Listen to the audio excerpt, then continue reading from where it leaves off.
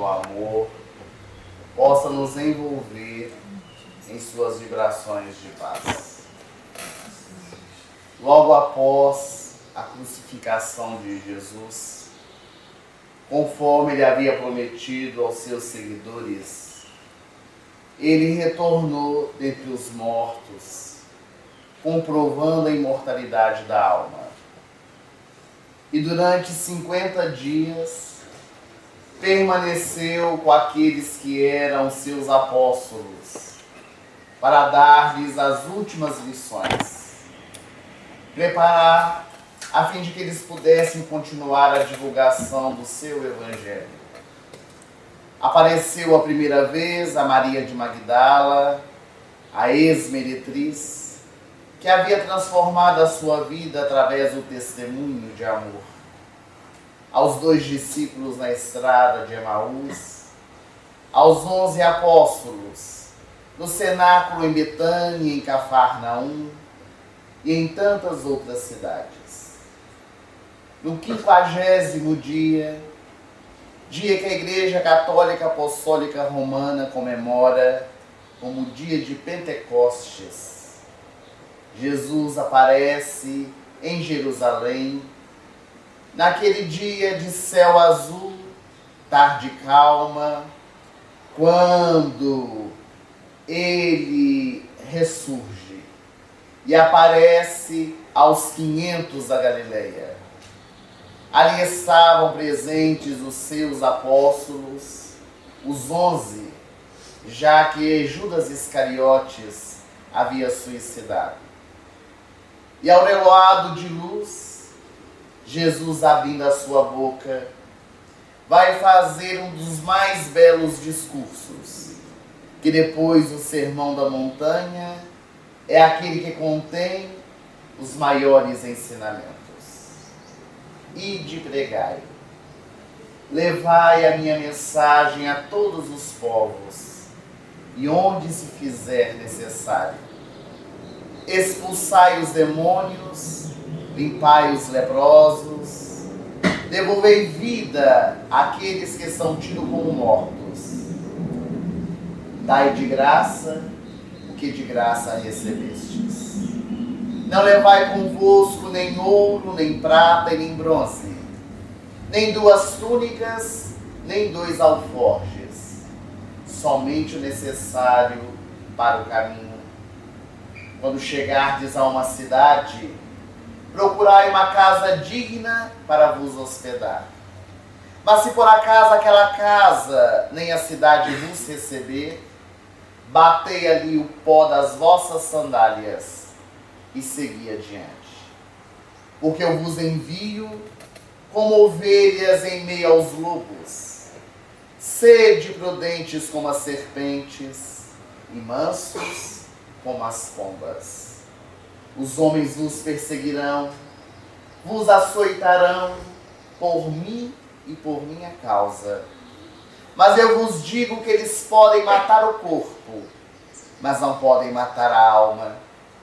Somente aqueles que perseverarem até o fim, estes sim serão salvos. E quando Jesus termina de fazer o sermão, ele desaparece na montanha aos olhos de todos, e ocorrerá naquela tarde um fenômeno extraordinário: as línguas de fogo. Quando os apóstolos falarão línguas que eles desconheciam, para poder se comunicar com aqueles que estavam ali presentes, já que eram povos vindos de diversas regiões. Um fenômeno muito bem estudado pela doutrina espírita, a xenoglossia, quando o médium fala uma língua ou escreve que desconhece. Naquele dia, quando os apóstolos falaram ao povo, transformaram a dezenas de pessoas e começaram a divulgar o Evangelho de Jesus, como ele havia solicitado. 2 a 2 saíram a viajar pelo mundo conhecido, despertando os corações. Como Simão Pedro era o mais velho, casado, a sua esposa sempre o acompanhando nas tarefas de divulgação, ele decidiu ficar em Jerusalém, para nas estradas de Jope, uma das estradas que dava entrada à cidade prometida, construir a primeira instituição cristã da história da humanidade, a Casa do Caminho, que era um imenso telheiro onde o povo se reunia para escutar falar de Jesus. Naquele local, os apóstolos do Mestre ofereciam não apenas o pão material, pela sopa reconfortante, mas também o pão espiritual, que alimenta a nossa alma. O livro Atos dos Apóstolos, que está na Bíblia Sagrada no Novo Testamento, vai nos narrar a história depois da morte de Jesus. Todos esses grandes e valorosos homens que deram continuidade ao trabalho de levar as boas novas de alegria aos corações que necessitavam. Narra-nos o evangelista Lucas, já que foi ele que escreveu o livro Atos dos Apóstolos, que numa tarde, Simão Pedro e João foram ao templo de Jerusalém, o templo erguido pelo rei Salomão. E quando lá chegaram, encontraram na porta formosa, uma das entradas do templo, um homem mendigo, paralítico, necessitado, que ali estava com a sua escudela, pedindo esmolas. E logo que o homem percebeu a chegada de Simão Pedro e João, distendeu as suas mãos, pedindo moedas, a fim de que pudesse ter as suas necessidades aplacadas. E Simão Pedro e João, olhando para aquele homem que estava necessitado, lhes disse: eu não tenho nem ouro e nem prata, mas o que eu tenho, eu te dou, o meu amor. Em nome de nosso Senhor Jesus Cristo, levanta-te e anda. E aquele homem que estava sentado ao chão, já naquela condição há muitos anos, esticou as suas pernas e voltou a andar. A partir daí, os apóstolos de Jesus, que haviam escutado o sermão do Ide e Pregai, reconhecendo que poderiam fazer tudo aquilo que Jesus fez e muito mais, continuaram a sua trajetória, dando o seu testemunho de amor a todos aqueles que estavam à sua volta.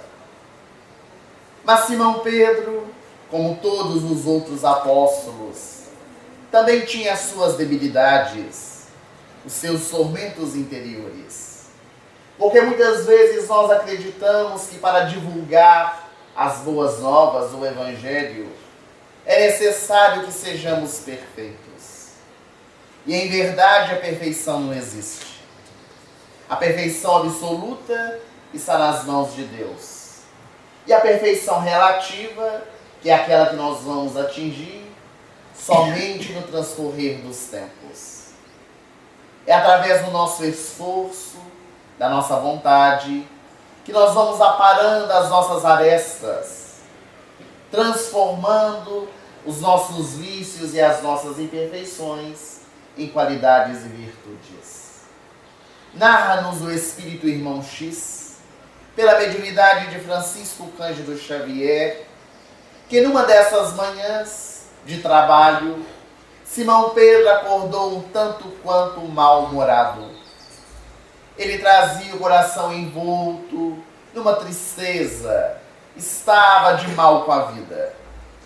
Levantou-se, acompanhado da esposa, foi para a Casa do Caminho, abriu as portas, as janelas, aguardando a multidão chegar. E pouco a pouco Homens, mulheres, crianças, jovens foram chegando àquele local, assentando-se nos bancos de madeira, a fim de aguardar a palavra do apóstolo que falaria do Evangelho de Jesus. Quando de repente Simão Pedro, que estava à frente do público, preparando tudo aquilo que precisava para a sua pregação, assentado também no banco de madeira, ele olhou para fora e viu um homem conhecido na região, que se chamava Roboão. E do lado de dentro, em alta voz, Simão Pedro dizia: Roboão, o que tu fazes aqui? Tu pensas que não sabemos a sua história? Tu trazes as mãos mirradas, porque um dia tu chegastes em casa alcoolizado, levantou a mão para a sua mãe e a violentou. E agora que Deus te castiga por isso, mirrando a sua mão, tu vens aqui para pedir auxílio? O povo que estava ali não podia compreender as palavras ferinas de Simão. E ele continuou, porque dentro do salão ele viu uma mulher que ali estava sentada, e ele começou a dizer: e tu, que fazes aqui? O teu corpo está coberto de feridas, mas eu sei bem porquê.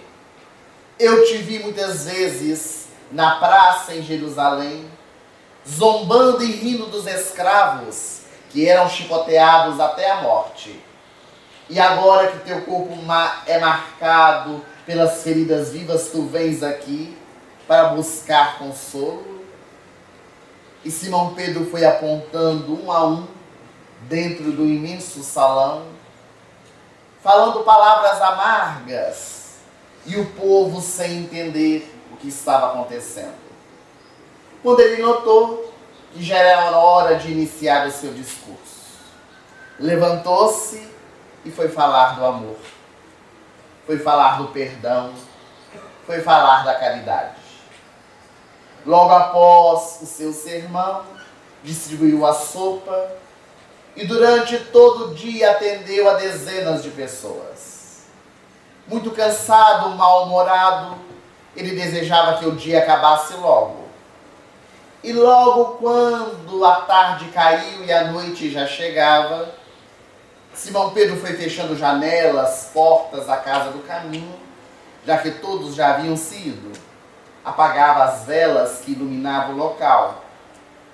Quando, para sua surpresa, ao virar-se, ele viu um homem, um mendigo que ali se encontrava. E abrindo a sua boca, Simão Pedro foi logo dizendo: o que fazes aqui? Tu pensas que eu fico à disposição das pessoas que necessitam durante o dia e também à noite? Já estamos fechando. Diga logo o que tu queres. O mendigo assustado olhava para Simão e ele continuou: já que estás aqui, diga logo o que quer de mim. E à medida que Simão Pedro se dirigia para o mendigo desconhecido, olhando para aquele homem que estava à sua frente, Simão percebeu que nos pulsos aquele homem trazia algumas marcas, algumas feridas. E quando olhou para os pés, ali também estavam as chagas. Foi quando Simão, chorando, prostrou-se aos pés daquele homem e disse: és tu, Senhor Jesus? E o homem se transfigurou à sua frente. Era Jesus de Nazaré. Era o mestre por excelência, que vinha ao encontro de Simão para dar-lhe mais uma lição. E antes que Simão pudesse dizer qualquer coisa, Jesus então lhe disse: Simão, quando tu não tiveres uma palavra de bom ânimo para dizer àqueles que necessitam, cala-te, porque o silêncio auxiliará mais do que as suas palavras ferinas. E Jesus, da mesma forma que apareceu, desapareceu aos olhos de Simão, trazendo a ele uma grande mensagem. Porque em verdade, muitas vezes, nós somos como Simão. Estamos mal-humorados com a vida. Estamos de mal com Deus. E transferimos para as pessoas que estão ao nosso redor esses nossos conflitos. Quantas vezes pessoas necessitadas vêm até nós e nós lhe oferecemos o que eles desejam, seja uma moeda, seja um naco de pão, e sequer lhe perguntamos o nome. Sequer sabemos quem é aquela criatura, quais são as suas reais necessidades. Quando em verdade Jesus já havia dito que todas as vezes que fizermos a um destes pequeninos, a Ele mesmo que estávamos fazendo. Mas Simão Pedro aprenderia com a vida, de tal forma que entregou-a a Jesus, pelo testemunho de amor, sendo crucificado de cabeça para baixo.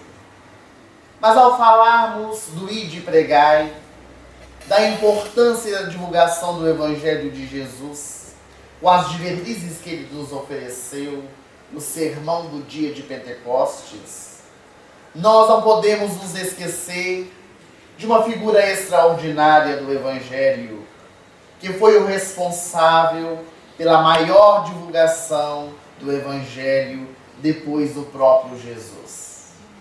Nós estamos falando de Paulo de Tarso, o convertido da estrada de Damasco, que logo depois de ver a luz brilhante no deserto, ficando cego, ao recobrar a vista pelas mãos de Ananias, recobrou não apenas a vista física, mas a vista espiritual.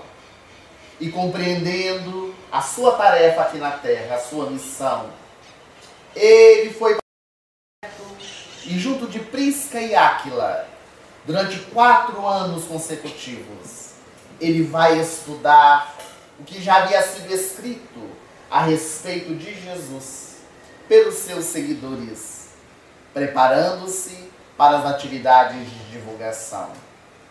Teria ao seu lado o mentor espiritual Estevão, que foi o homem martirizado por ele quando o doutor da lei, Saulo de Tarso, mandou apedrejar o seguidor de Jesus.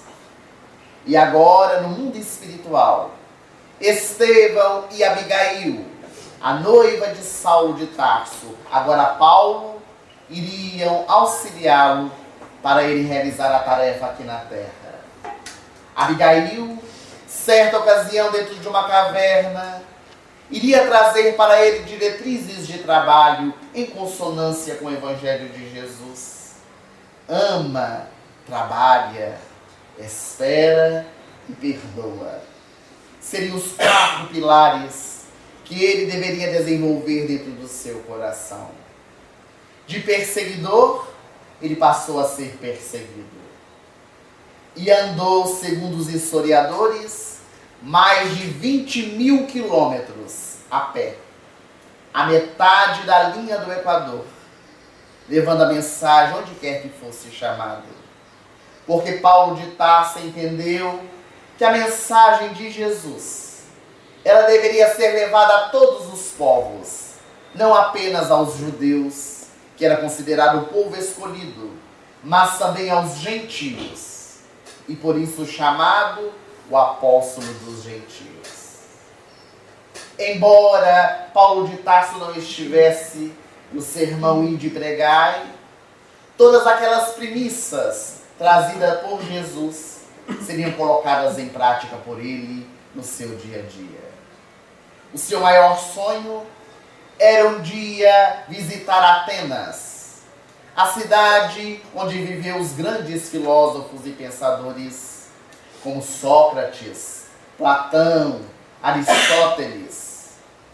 E ali em Atenas, quando Paulo teve a oportunidade de ir pela primeira vez, na praça do mercado, na Ágora, ele pôde subir numa pedra e falar para as multidões. A praça sempre ficava recheada de pessoas, porque ali era troca de moedas, venda de produtos. mas ninguém gostava de escutá-lo, porque Paulo de Tarso, naquela época, embora fosse um orador eloquente, não tinha uma fisionomia agradável de se ver, porque ele não era bem afeiçoado. Naquela época, a barba por fazer, a face já marcada pelas cicatrizes das pedradas que havia recebido, a túnica que já estava desgastada pelo tempo. E a única coisa que ele tinha era a sua palavra, que chamava a atenção das pessoas. Mas eles paravam, escutavam e seguiam adiante. Mas Paulo de Tarso gostava dos desafios. E durante 3 dias consecutivos, ele ficou na praça durante todo o dia falando para um que outro que parava para escutá-lo. Quando um homem que sempre ficava distante, aproximou-se dele e o convidou para que ele pudesse falar no Areópago, que era, naquela época, o local onde se encontrava a sociedade ateniense. Um anfiteatro que cabia mais de 5.000 pessoas. Paulo de Tarso aceitou o repto e no dia marcado lá estava o antigo doutor da lei, agora convertido, para poder falar para as multidões. O prefeito de Atenas estava presente. Filósofos, pensadores, vindos de diversas partes, de diversas regiões. E quando Paulo é convidado ao púlpito para poder falar, fazer a sua pregação, ele que sabia falar o grego clássico, porque havia aprendido com Gamaliel, o seu professor na juventude, ele então encantou as multidões. Iniciou seu discurso falando a respeito de Sócrates, o grande filósofo que havia vivido naquela cidade. Falou da sua doutrina, de todos os conceitos que Sócrates havia trazido à humanidade, modificando o pensamento de toda uma época. E começou a falar de Jesus, o mestre galileu que havia aparecido nas praias de Israel, na região mais pobre, decantando o amor. E ele começou a fazer uma correlação dos ensinamentos de Jesus com os de Sócrates, comovendo a todas as pessoas. Quando, já no meio do seu discurso, Paulo de Tarso disse que, da mesma forma que Sócrates, que havia sido mal compreendido e levado a tomar a cicuta, Jesus também foi morto, crucificado, com a única diferença de que Jesus havia retornado dentre os mortos para comprovar a imortalidade. E quando ele começa a falar da ressurreição de Jesus, o povo que estava reunido, principalmente os filósofos e pensadores, eles não podiam crer que Paulo falava a respeito daquele assunto, talvez estivesse subestimando a inteligência de cada um deles. E o prefeito de Atenas se levantou, deixou o recinto, acompanhado do povo, que foi saindo um a um. Paulo de Tarso, como um bom orador, não se deteve na atitude do público, continuou fazendo a sua preleção, embora o coração estivesse amargurado, porque percebeu a dispersão das pessoas que estavam ali reunidas. Até que, num dado momento, havia somente o seu anfitrião e os escravos do Areópago, que estavam doidos que ele acabasse para também ir embora. Quando Paulo de Tarso acabou de fazer a sua palestra, ele despediu-se do anfitrião, foi para a sua cabana, que ficava fora da cidade, e chorou amargamente. Ajoelhado no chão em prantos, ele dizia: Senhor Jesus, por que me abandonastes? No momento em que mais precisei de ti, no momento em que eu mais desejei falar para o público ateniense, o público que traz o intelecto do mundo, tu me deixaste sozinho e o povo se dispersa no momento em que eu mais precisava deles. Ele não conseguiu dormir naquela noite.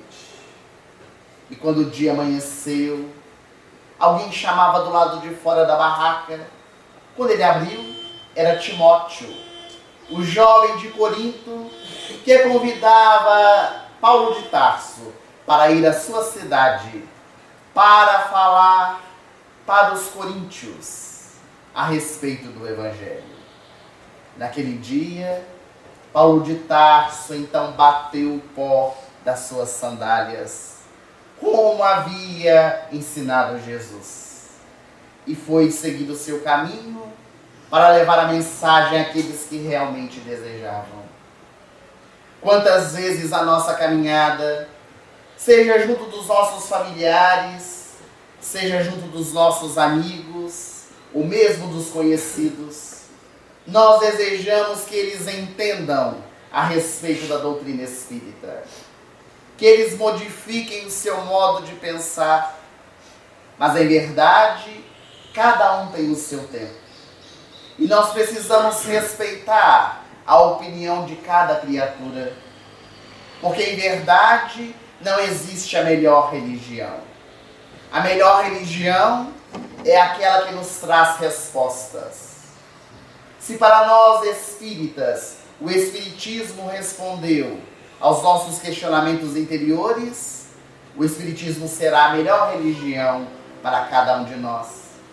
Mas para aquele que se encontra no catolicismo, no protestantismo, no budismo, no islamismo, no judaísmo, ali encontraram as respostas que tanto necessitam, para eles essas religiões serão as melhores. Porque o mais importante não é a religião que temos, mas o que fazemos da religião que possuímos. E Paulo de Tarso iria entender essa realidade e passaria a falar para um ou para mim da mesma forma. Porque o mais importante não é a quantidade, mas a qualidade com que o trabalho é feito.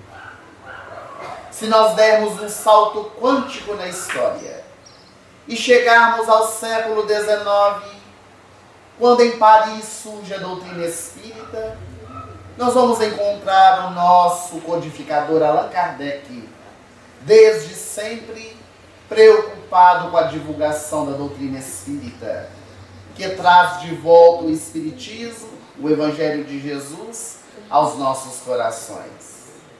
Allan Kardec vai traçar diversas diretrizes de trabalho, entre elas, realizar viagens para poder falar a respeito do Espiritismo, onde fosse chamado. Desde o ano de 1862, a começar de Lyon, a cidade onde ele havia nascido, de onde havia saído e não tinha retornado até aquele momento, em uma pequenina casa espírita, fundada por um homem muito simples daquela cidade, Kardec vai falar sobre os princípios básicos daquela doutrina que ele havia codificado, que trazia as verdades do Evangelho. Depois dele, na Europa, nós vamos ter a presença de Leon Denis, o braço direito de Allan Kardec, que dará continuidade à divulgação do Evangelho e do Espiritismo, sendo responsável por fazer o primeiro Congresso Espírita Mundial, reunindo centenas de pessoas espíritas daquela época, para juntos refletirem a respeito das verdades do Evangelho. Aqui no Brasil, tantos e quantos foram os trabalhadores dentro do nosso movimento espírita que puderam seguir as tradições do sermão Ide e Pregai, que Jesus havia concitado os seus primeiros seguidores. Encontraremos desde 1865, quando a primeira vez surge o Espiritismo aqui no Brasil, com Luiz Olímpio Teles de Menezes, em Salvador, na Bahia. Jornalista, ele iria trazer os primeiros livros ao francês. E através de um jornal espírita, o primeiro criado aqui no Brasil, Eco de Além Túmulo, ele vai levar o conhecimento para aqueles que desejavam, já que os livros em francês não encontravam consonância em todos os corações. Somente os intelectuais daquela época falavam francês. A pouco e pouco, a doutrina foi se espalhando pelo nosso país, indo ao estado da Guanabara, hoje Rio de Janeiro, onde grandes intelectuais abraçaram a proposta. Antônio Luiz Saião, Bittencourt Sampaio e tantos outros que puderam engrossar as fileiras do espiritismo até chegar nas Minas Gerais, até chegar um dia em Lagoa Santa, propiciando que nós pudéssemos estar aqui reunidos para falar de Jesus à luz da doutrina espírita. Grandes divulgadores tivemos no nosso movimento, desde a presença augusta de Bezerra de Menezes, o patrono dessa instituição, que nasceu aqui na Terra com a tarefa de poder unificar o nosso movimento espírita, que passava por grandes dificuldades, já que havia dissensões. Havia os espíritas ligados ao científico e os espíritas ligados ao religioso. Aqueles que desejavam falar com os espíritos, mas que não gostavam de estudar. E os que gostavam de estudar, mas não gostavam de falar com os espíritos. Parece que estamos vivendo os dias de hoje. Mas Bezerra de Menezes vem com a proposta de demonstrar a necessidade de vivenciar o tríplice aspecto: ciência, filosofia e religião, para que o espiritismo pudesse cumprir a sua missão aqui na Terra. Foi ele o responsável por encabeçar o trabalho para a fundação da Federação Espírita Brasileira, o órgão máximo que hoje temos no solo brasileiro. E a partir daí, Augusto Elia da Silva irá fundar a primeira revista espírita, o Reformador, que existe até hoje, a fim de levar também aos corações a mensagem do Espiritismo. Após esses grandes homens, nós tivemos a figura de tantos outros, como Batuíra, Carribachutel, Jerônimo Mendonça, Eurípides Barçanufo, todos eles trabalhadores da primeira hora, facilitando a fim de que a semente pudesse ser espalhada pelo solo brasileiro. Não podemos nos esquecer de Francisco Cândido Xavier, a figura augusta do médium de Leopoldo, que pelas suas mãos recebeu 412 obras. Em uma delas, Emmanuel irá nos dizer que o maior bem que nós poderíamos fazer ao Espiritismo seria a sua divulgação. A maior caridade seria levarmos a mensagem de Jesus, não apenas pela nossa palavra, mas principalmente pelas nossas atitudes. E se Chico Xavier hoje é considerado o brasileiro do século XX, é porque ele não apenas falou, mas realizou. Respeitado por todas as religiões. Mesmo que aqueles profitentes não aceitem o Espiritismo, contra Chico Xavier não há nada o que se dizer. Recentemente, o padre Fábio de Mello, sendo entrevistado por Marília Gabriela, ela então perguntou para ele o que ele achava a respeito de Francisco Cândido Xavier. O Fábio vai dizer: eu não creio na reencarnação, eu não creio na possibilidade dos espíritos falarem por intermédio de médiuns, mas em relação a Chico Xavier, eu preciso tirar o meu chapéu, porque ele é o verdadeiro homem de bem. É o homem que trouxe para nós o exemplo de que é possível colocar em prática o Evangelho de Jesus. Chico Xavier, durante a sua estada aqui na Terra, demonstrou o ide pregai verdadeiro, que foi através da sua exemplificação, na verdadeira humildade. Chico Xavier vivenciou a humildade na sua mais pura expressão.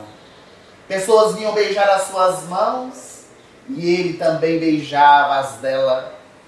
E um dia alguém lhe disse: mas Chico, você está tão doente. É nas mãos que se encontram bactérias, vírus, que podem ser transmitidas a você, trazendo maiores complicações. Deixe de beijar as mãos das pessoas, Chico. E Chico então abaixou os olhos e disse: não posso. Porque eu beijo as mãos, porque sou impossibilitado de beijar os seus pés. Era o homem que compreendia as verdades do Evangelho na sua mais pura essência, que logo no início do trabalho de divulgação foi convidado a viajar por todo o Brasil, levando a mensagem de Jesus. E a maior tarefa de Chico era com a mediunidade, mas no princípio ele fazia uma que outra palestra quando convidado. Foi quando ele foi chamado para ir a São Paulo por uma socialite paulista para poder fazer uma palestra para as pessoas da sociedade daquela época.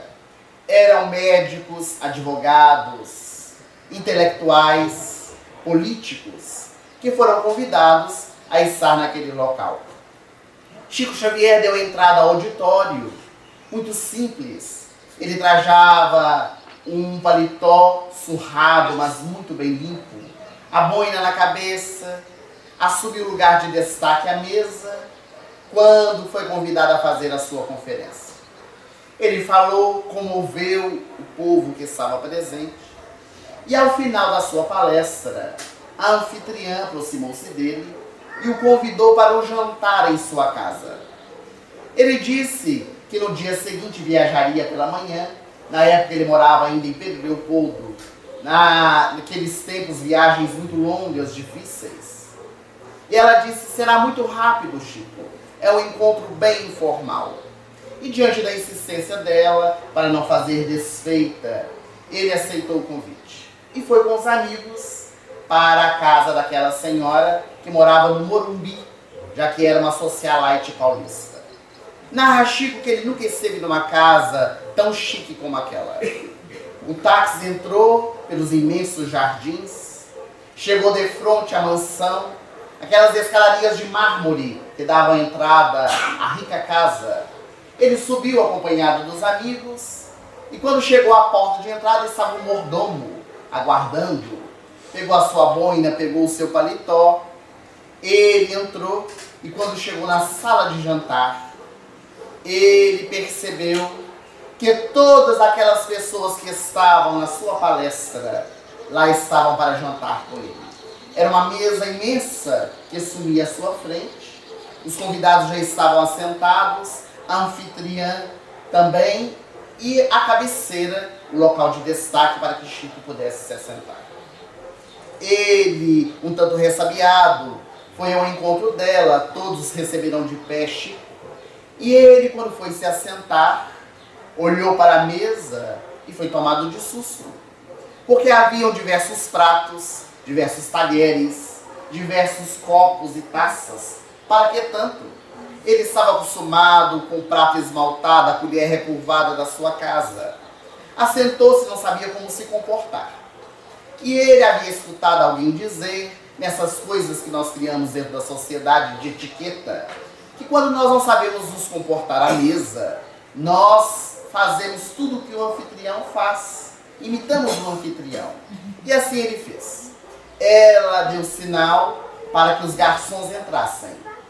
E vieram então trazendo diversas saladas. Serviram os pratos dos convidados. Chico Xavier ficou feliz. Era um alimento muito frugal para comer à noite, como ela sabia que ele gostava de saladas.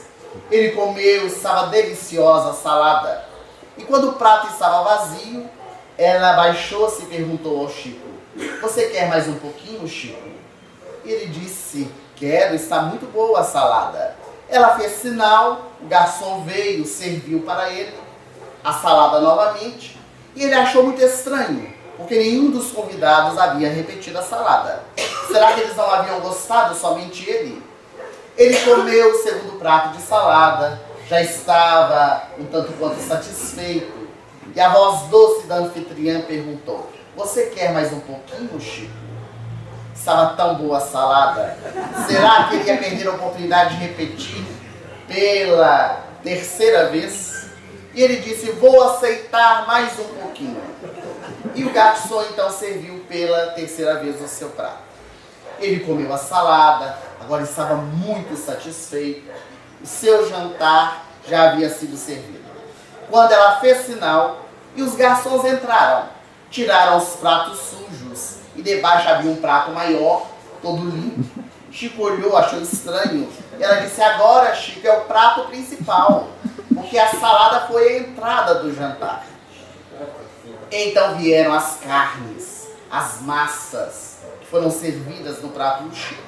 Ele olhou, o prato estava superlotado, ele já estava satisfeito e comeu com muita dificuldade. Quando ele terminou de comer, ela então perguntou: você aceitaria mais um pouquinho, Chico? E Chico então disse: não, estou satisfeito. Ela disse: mas que desfeita, Chico. Você não gostou da comida que nós servimos. E como um bom mineiro, para não fazer desfeita, ele disse: eu vou aceitar mais um pouquinho. Mas já não estava aguentando mais. Os garçons serviram o segundo prato do prato principal e ele desabotoou a calça, porque já estava apertando. Desabotoou, comeu, já não estava suportando mais. Quando o prato estava vazio, ela novamente: você quer mais um pouquinho, Chico? E ele disse: não, estou satisfeito. Então os garçons tiraram os pratos e agora havia um pratinho bem pequeno sobre a mesa. O que estava faltando, meu Deus? E então ela disse: agora, Chico, é a sobremesa. Bolos, doces, bombons, tudo ele tinha que experimentar para não fazer desfeita. E ele foi comendo, quase desmaiando sobre a mesa de tanto comer, quando enfim o jantar parecia ter terminado. Porque os garçons tiraram o prato, não havia mais nada sobre a mesa, não ia ter mais o que comer. Ela então abaixou-se e disse: agora, Chico, nós vamos para a sala de estar, para tomar o cafezinho e o chá. Quem aguentava cafezinho e chá, depois de tanto comer? Então Chico Xavier aproveitou aquela oportunidade, que ele estava aprendendo, e disse: eu vou aproveitar que todos vão sair, e vou sair à francesa. Ninguém vai me perceber saindo. E ela disse: pois não, Chico. Levantou-se e avisou. Avisou para o povo que Chico estava saindo, porque ia viajar no outro dia de manhã. E muitos vieram, abraçaram Chico, ele empaturrado de comida. Abraçaram, apertaram, Chico quase desmaiando, e saiu praticamente carregado da mansão daquela socialite. Quando ele estava na porta de entrada, a anfitriã ficou com os convidados, como seria natural. Ele aguardava o garçom trazer os seus pertences, o mordomo. Quando então ele escutou a voz da anfitriã que dizia: esse Chico é bonzinho, mas como come, hein? Chico começou a chorar. As lágrimas escorriam por sua face. Ele havia feito tudo aquilo para não fazer desfeita, para ser cordial com a sua anfitriã, que com tanto carinho havia preparado o jantar para ele. Então o garçom trouxe os seus pertences, o mordomo, e quando ele saiu, do lado de fora, havia um convidado especial que o aguardava: Emmanuel, o seu mentor espiritual. E olhando para ele, Emmanuel então disse: Chico, seja o teu falar sim, sim, não, não. Será que Chico aprenderia a falar sim, não? Durante a sua trajetória, muitas seriam as experiências. Um homem conhecido, público, seria convidado a estar em muitos outros lugares, muitos outros jantares.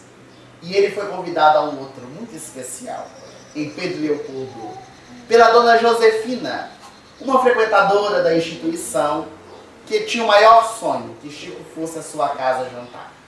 Ela havia insistido várias vezes, mas sempre Chico não podia atendê-la por causa dos compromissos doutrinários. Um dia ele resolveu aceitar. Marcou a hora, disse para ela que iria depois do trabalho, e ele aceitou. Ela aceitou. Chamou duas companheiras da casa espírita E quando o Chico chegou à porta do barraco, Dona Josefina tinha lágrimas nos olhos e disse para o Chico: Chico, hoje a felicidade entra dentro do meu lar, com a sua presença aqui. Ele também ficou emocionado, entrou. Quando assentou-se à mesa, uma mesa quadrada de 4 lugares, a sopeira colocada sobre a mesa, ela havia feito uma sopa suculenta porque sabia que Chico gostava. As convidadas também. Quando ele olhou para a mesa, lá estava o prato esmaltado, a colher recurvada que ele tanto conhecia.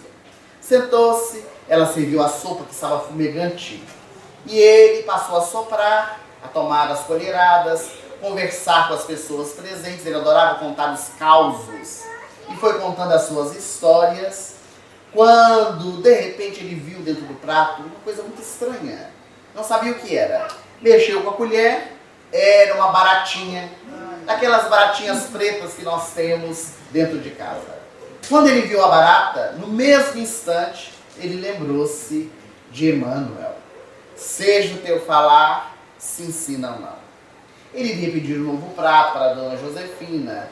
Ela serviria uma nova sopa e ele tomaria normalmente. Quando ia fazê-lo, Emmanuel apareceu atrás de Dona Josefina. E nada disse a Chico. Somente com o olhar, ele transmitiu a mensagem. E Chico entendeu que se ele dissesse a Dona Josefina que queria trocar o prato, ela desejaria saber por quê. Se ele dissesse o porquê, imagine o constrangimento dela perante os convidados, perante Chico. E o dia mais feliz dela seria o dia mais terrível. Então Chico foi colocando a baratinha de lado, foi tomando a sopa, conversa vai, conversa vem, a baratinha desapareceu do prato.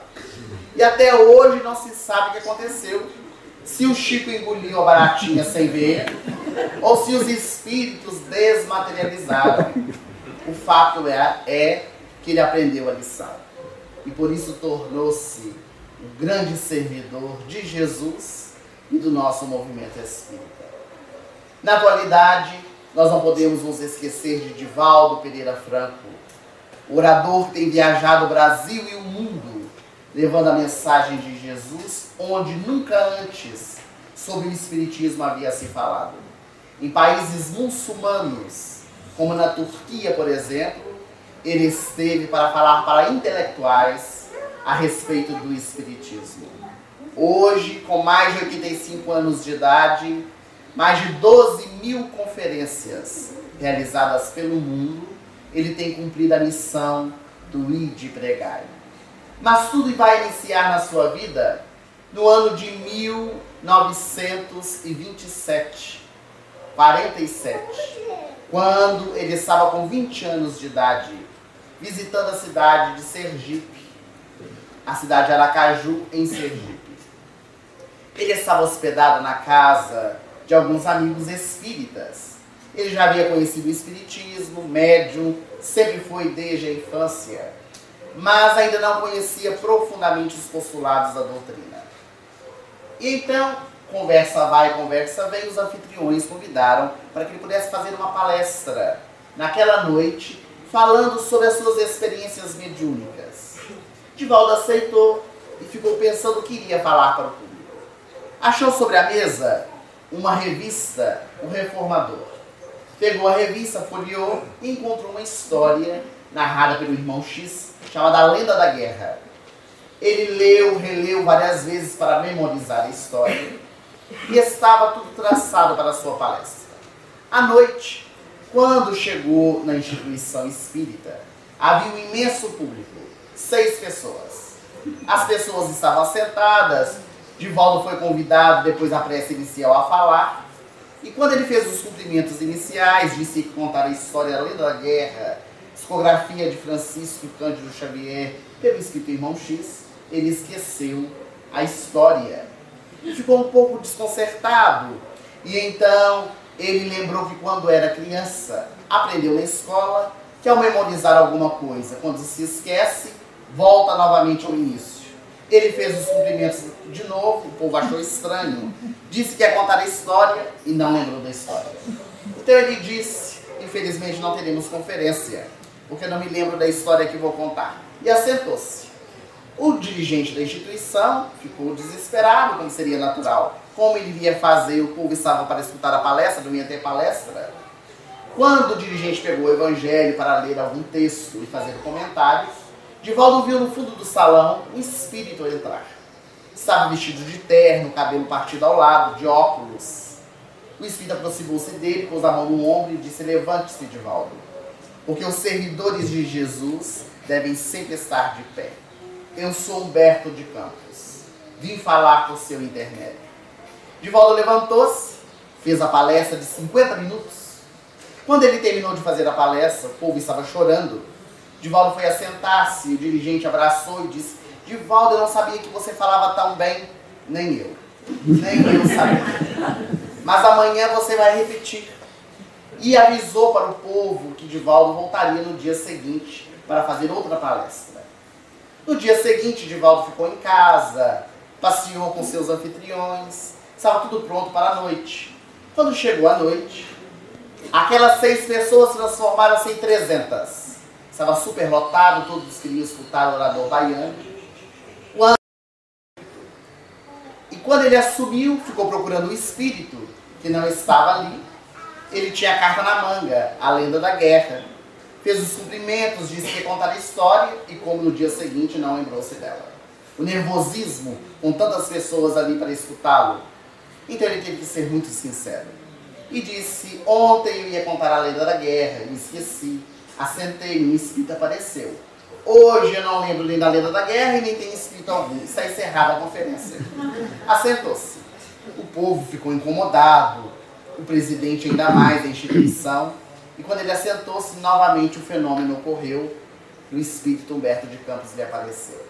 E disse: hoje, somente hoje, eu falarei com o seu intermédio. Porque como você vem trazer uma mensagem sem se preparar para dar a mensagem, falarei em respeito ao público que aqui está. E ele falou por intermédio de Divaldo. Quando terminou, Divaldo foi para casa, voltou para Salvador, e ele começou a pesquisar com os espíritos o que ele deveria fazer para se preparar para estudar, a fim de fazer as palestras. O espírito Viana de Carvalho lhe apareceu. E quando lhe apareceu, Divaldo perguntou: qual é o livro que eu devo estudar para preparar-me para fazer palestras? E o espírito Viana de Carvalho disse: o livro dos Espíritos, a primeira obra da codificação. Em uma semana, Divaldo leu o livro dos Espíritos. Agora já estava preparado para fazer palestras. Quando o espírito Viana de Carvalho apareceu pela segunda vez, ele disse: já li o livro dos Espíritos. Agora qual é o livro que eu devo ler? O livro dos Espíritos. Mas eu já li, então estude. Estude o livro dos Espíritos. E ele agora começou a estudar. Demorou um mês para estudar. Sabia algumas questões de cor. Quando ele terminou de estudar o livro dos Espíritos, Viana lhe apareceu, sorridente. E ele disse: agora já estudei o livro dos Espíritos. Qual é o livro que eu devo estudar? O livro dos Espíritos. E Divaldo começou a achar que o espírito era bitolado. Só tem o livro dos Espíritos, não tem outro livro para poder estudar. E ele disse: estude, meu filho. E Divaldo agora pegou o livro para realmente estudar. E quando abriu a primeira página, primeiro desafio, a primeira palavra que ele leu foi a palavra prolegômenos. E não sabia o que era. Já que ia estudar, tinha que procurar o significado. Mas naquela época não havia internet. Ele não tinha dicionário em casa, as dificuldades financeiras porque ele cuidava dos pais. Quando Viana de Carvalho apareceu, Divaldo então disse: estou com problema. Estou estudando o livro dos Espíritos, encontrei uma palavra que não sei o significado, a palavra prolegômenos. O senhor sabe o que é? Viana olhou para ele e disse: Divaldo, você conhece um livro que se chama Dicionário? É nele que estão os significados das palavras. Mas eu não tenho. Então compre, meu filho. Compre, porque será um livro muito útil para você. E Divaldo juntou dinheiro por algum tempo para comprar o dicionário. Comprou. Quando chegou em casa, minha gente, e abriu o dicionário, não tinha a palavra prolegômenos. E ele disse: esse espírito Viana de Carvalho está brincando comigo? Deve ser um brincalhão. Quando Viana lhe apareceu, ele disse: comprei o dicionário, não tem a palavra. Você não está sendo muito inteligente. Quando nós compramos um livro, um dicionário, para saber o significado de uma palavra, nós olhamos primeiro se tem, depois compramos o dicionário. Procure um dicionário que tenha a palavra e você vai encontrar. E ele procurou, encontrou, comprou o livro e pôde saber o significado da palavra prolegômenos. Os senhores sabem o que significa? Também não vou dizer. Vamos olhar no dicionário. Porque a doutrina espírita nos convida ao estudo, a buscarmos o conhecimento dia após dia.